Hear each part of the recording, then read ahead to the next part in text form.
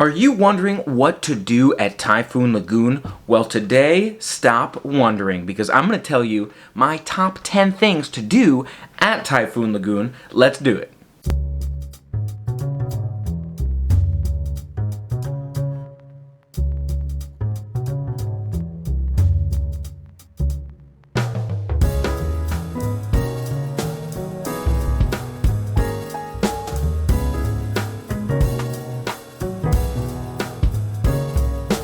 Hey everyone, Dave K here, and in today's Disney vlog, I want to tell you about my top 10 things to do at Typhoon Lagoon. Getting us started with number 1. I absolutely love this attraction. One of my top choices at Typhoon Lagoon would be Crush and Gusher. Crush and Gusher is an awesome water slide at Typhoon Lagoon. They've got several courses that you can go on. If you're a single rider, if you're a double rider, may permit you to go on some rather than others. But it's a really amazing water slide. I remember when it came out, when it first opened, I was so excited for it, and we loved it back then as well. I feel like it's one of the newer water slides at Typhoon Lagoon. So what it is it's kind of a indoor, pseudo-outdoor water slide where at times, what I mean by that is covered, uncovered. So it's mostly covered, but there's sometimes you're sort of pseudo-uncovered. There's like basket wrapping around the thing, which is very interesting. Again, they have it themed as if you're cargo. So you could be a banana or coconut or something racing down this track to go to your next destination, and that's kind of how the ride is themed.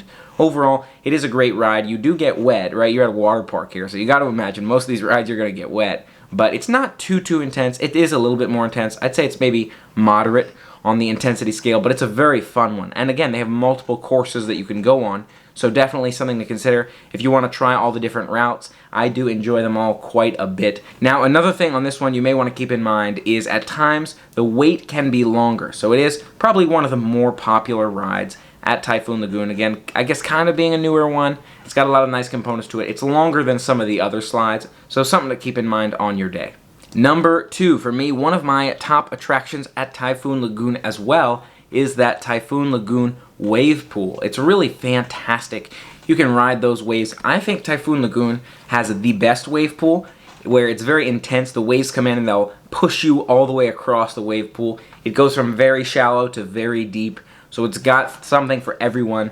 You know, it really is a great wave pool. Again, it's got these very intense waves that come in, but again, depending upon how far out from those waves you sit, you'll feel a different level of intensity. Now, the waves are not perpetually coming at you. It does take a couple minutes between each wave, so you can go in, kind of experience the water, see if you like the feel, kind of the rocking water, and then you'll hear when the wave is coming. It's almost like a thunderstorm is striking when that wave rolls in. You'll see a lot of people get into those waves, so they'll swim into it or they'll jump up and do all kinds of fun stuff to try to fully enjoy the wave. But overall, it's a great wave pool. Definitely one of the best, in my opinion, in terms of a wave pool. So if you like wave pools, it's definitely one I would check out at Typhoon Lagoon. Now I'm going to touch on numbers 3, 4, and 5 all at the same time here. We've got Keel Hall Falls, Gangplank Falls, and Mayday Falls. And you'll notice at Typhoon Lagoon and Blizzard Beach as well, a lot of the water slides are kind of grouped together. So there's sort of one ramp to get up to 3 different water slides.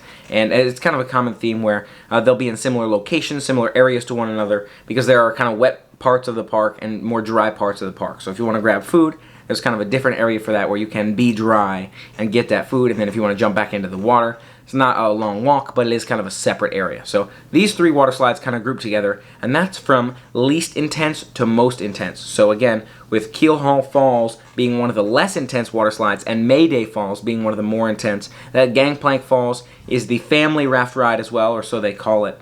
They are all great water slides. So another option for something to consider are some of those kind of grouped up water slides. These particular ones are great ones as well. So something to consider if you're at Typhoon Lagoon, you may want to check out those falls. Number 6 is an icon of Typhoon Lagoon. It's Humunga Kowabunga. Really intense. It's the most intense slide, in my opinion, at Typhoon Lagoon, and I think a lot of people would agree with me. You straight drop, I want to say it's a 60-degree drop, really intense angle, and you're shooting down several stories. Again, I want to say it's something like 120 stories or something like that. Maybe that's too much. Maybe I'm getting my numbers mixed up. I'll have to double check here as well. But overall, it's a very intense water slide, kind of a straight shot down, but it's not uncomfortable. I don't know if you've noticed a lot of water slides, you can kind of feel the water slide as it's transitioning to different pieces of the plastic on your back, and it kind of scrapes you as you're going down. I don't notice that on Humunga Kowabunga, and I think it's because of the speed and the angle at which you're going. So you're going down at such a velocity that you're not actually touching the plastic, you're more so only touching the water. And so that does keep you from feeling discomfort on rides like Humunga Kowabunga. But overall, really do enjoy Humunga Kowabunga as well if you're looking for something more intense. So keep that in mind. If you want a more mild ride, maybe skip this one. But if you are looking for some of the most intense water rides, you may want to give Humunga Kowabunga a shot. Another top contender for us here is Typhoon Tilly's, touching on some of the food here. We went to Typhoon Tilly's many times in the past, but most recently I've been during the Moonlight Magic. I went to Moonlight Magic and I vlogged it as well. And the wait time was very long for Typhoon Tilly's. But the food was so good. We got the shrimp and fish basket. And to me, especially the shrimp, was such a good quality and such a good flavor of shrimp. I honestly felt like it was worth waiting, and I could see why people would wait so long for Typhoon Tilly's compared to some of the other restaurants. So if I was to recommend you a restaurant at Typhoon Lagoon, Typhoon Tilly's would be way up there if you're looking for a dining venue at Typhoon Lagoon, especially if you like the fried shrimp and the fried fish kind of flavors, and if you like that sort of food. Again, there's a variety of options at Typhoon Lagoon, but when I had that one recently, I thought it was fantastic. Another thing I experience a lot of the time is I feel like park food is sometimes not as good as maybe resort food. You know, a lot of the food in the dry parks is not quite the same quality as some of those resort food venues. But I feel like the water parks have some fantastic food. So again, Typhoon Tilly's is a great option for you. I'm going to touch on some in another video, some Blizzard Beach food venues you may want to check out in a whole nother Disney World vlog there. But for Typhoon Lagoon, I would say Typhoon Tilly's is a top contender for sure. Another great attraction at Typhoon Lagoon are those storm slides. Again, it's keeping with that theme of a variety of slides kind of put together, keeping all the opportunity next to each other, keeping the water parks in the same area, and also turning around more guests faster, which I think is a smart move, allows multiple racers to race each other at the same slide. So I do like this one. Again, I can get on one of those, I want to say toboggans. Is it a toboggan or is it a something like that, kind of like a mat? So you're on a mat, more or less. I believe it's the mat. And so you're on the mat and you can race friends next to you in those slides over. It's a pretty short race, but it's a fun one. You feel that energy, the intensity of racing down the slides. Always a great time to be able to take that time to go on some of those more mild water slides as well, but still have that race feel to it. So this may be a good one for those who are a little bit younger, or maybe those who prefer a little bit more of a mild attraction. It's not the most mild attraction, but it is a lot more mild than some of those other more intense water slides, and at the same time you can kind of gamify it where it's like, okay, it's a race, can you beat me, and still get those who want to do those more intense water slides more into it, again, so they feel like they're doing one of the more exciting things, and at the same time it's not quite as intense as something they may not be tall enough for, like a Humunga Kowabunga or a more intense slide. So just something to keep in mind. I do enjoy that kind of race aspect. You can race other riders, and it always adds, I feel like that always adds to the experience of the storm slides.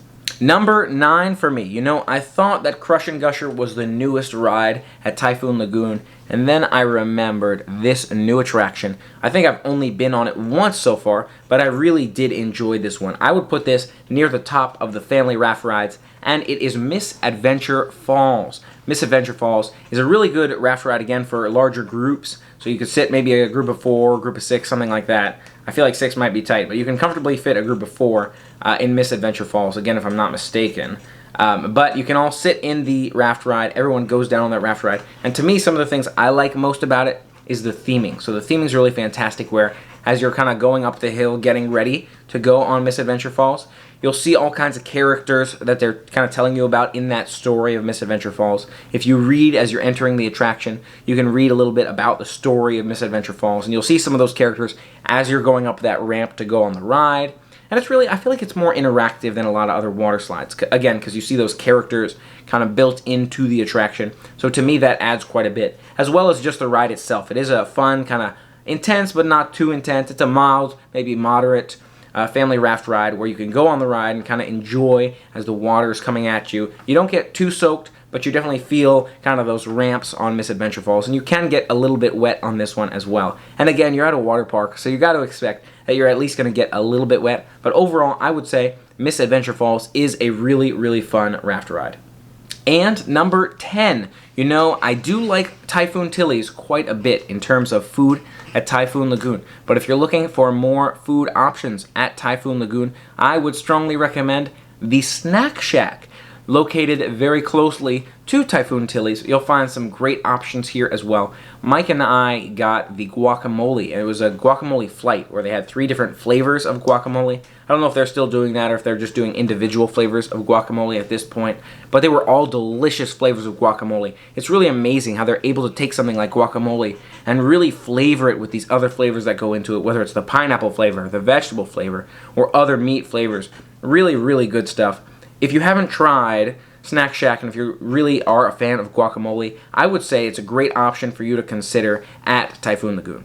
And there you have my top 10 things to do at Typhoon Lagoon. I feel like there's a lot more to do at the water parks than people realize. Although it may not be quite as much as the dry parks, I also enjoy the water parks quite a bit because it can be very relaxing. Another thing I like to do, and I didn't include on this list, is take the time to go on that lazy river. Both Blizzard Beach and Typhoon Lagoon have lazy rivers, and I feel like it's amazing to just be able to sit back, relax, go around the lazy river, and enjoy the nice calm pace and nice calm vibe. To me, I feel like you get a much more relaxing experience going on the lazy river or going to the water parks and doing some of those slower rides and not trying to do too much in a given moment, especially if you're just kind of making a one-day adventure of your water park. I feel like it can be far more relaxing than try to make a one-day adventure of a dry park where there's so much more to do. So just something to keep in mind. I really enjoy kind of the relaxation component and kind of the restrictions in a sense, or the forced relaxation, if you will, of like the lazy rivers